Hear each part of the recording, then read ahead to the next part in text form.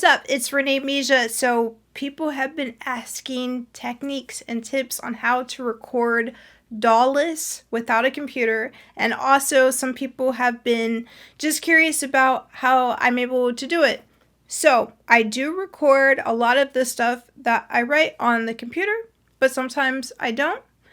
But here are a few different ways to record daw-less. Number one, we've got here this big old machine. It is huge, massive, heavy. This is the Alesis Hd-24 hard disk recorder. It's not actually a DAT. It actually has two big hard drives inside of it. I believe they each have like 500 gigabytes, and it is so cool. We'll fire this thing up in a little bit. It's so fun to record with this because it's 100% without the computer. This is the computer, actually. But it's a dedicated unit, and everything can be done here pretty much that can be done on a DAW, except for some of the more complex editing. But as far as the recording, you can do it. The SP404. So Roland makes a bunch of different recording devices that are samplers, but this one actually has an inbuilt microphone. I don't think anybody would use that, but it has all of these different ports for inputs and outputs. And you can actually record full tracks on here.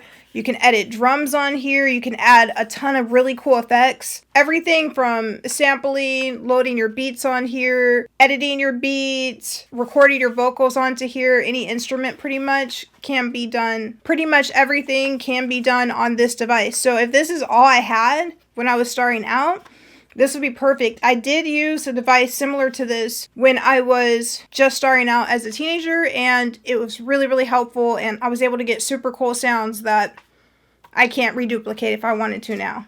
I don't think so. Another big old machine, the Tascam DRV-A1000. This right here is a super high definition recorder. It's literally like the Blu-ray of audio recording. It records with DSD and also with CD mode.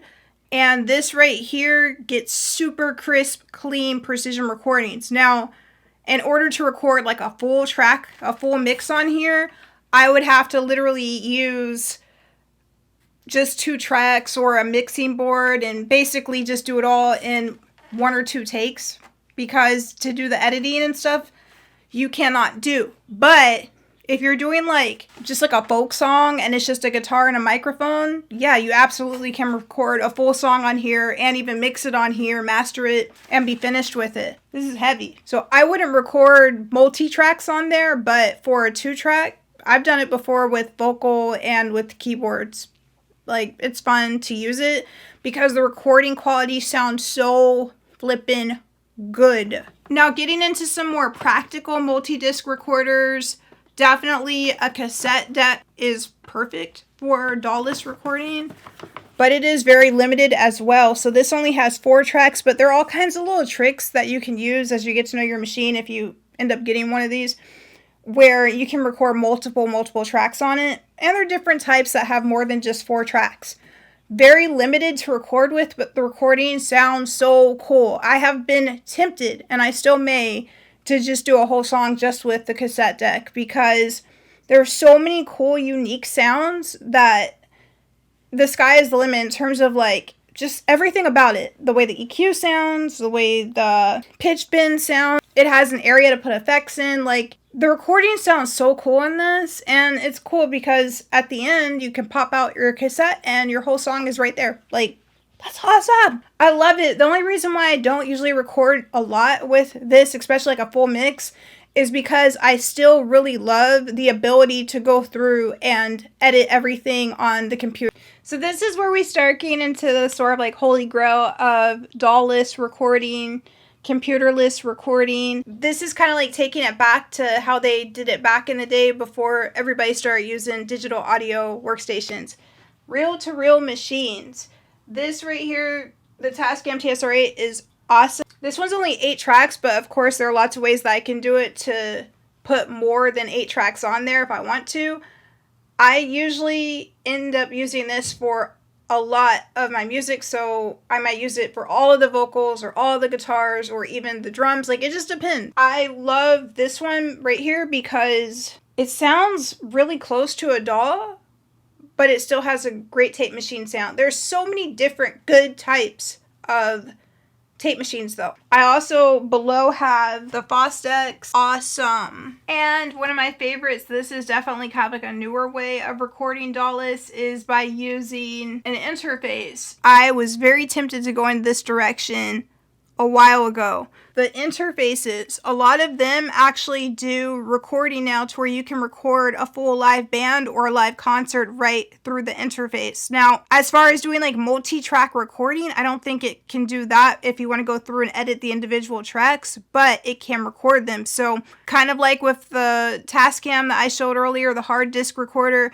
if you can do everything in one take, you can get a full recording done there and you're good to go. So the only thing is, if you're dawless recording, using a mixing board is going to be a must, because you're going to have EQs built in on here, you're going to have effects ports on here to add effects to your recording, you're going to have preamplifier with different microphones on here, you're going to have all the different routing, so you're going to have some type of mixing board. It can be a little one, it doesn't have to be a big one. But you're going to need some type of a mixing board if you want to record dawless, because if not, you're not going to be able to manipulate the sound and get it how you want it before it hits the recording device.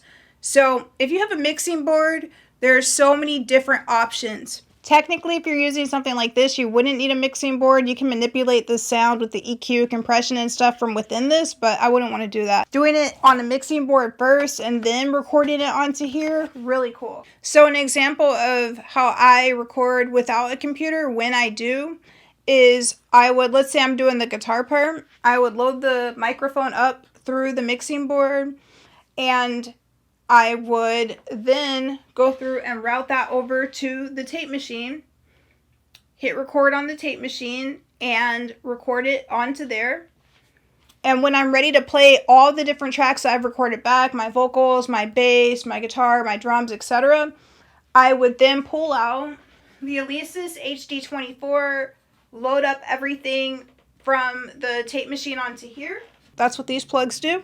Which at that point, I could re-plug everything from that machine that you just saw back into the mixing board and mix everything on there, and then use that. Then grab something like this, my 2-track master recorder, and bring it from the mixing board into here and burn a CD, and the song is done. So that seems like a bit of a process, but at the end of the day, it's only 4 pieces of gear. The mixing board, the tape machine, Alesis Hd-24, and some type of a hard disk recorder. Doesn't have to be that one. And of course, there are certain devices that can do more of an all-in-one. It just all depends. It's all customizable, but that's just one way of doing it. When I don't use my computer, that's how I do it. Mixing analog with physical hardware does give a cool sound, and you also can do like a lot of really cool creative stuff.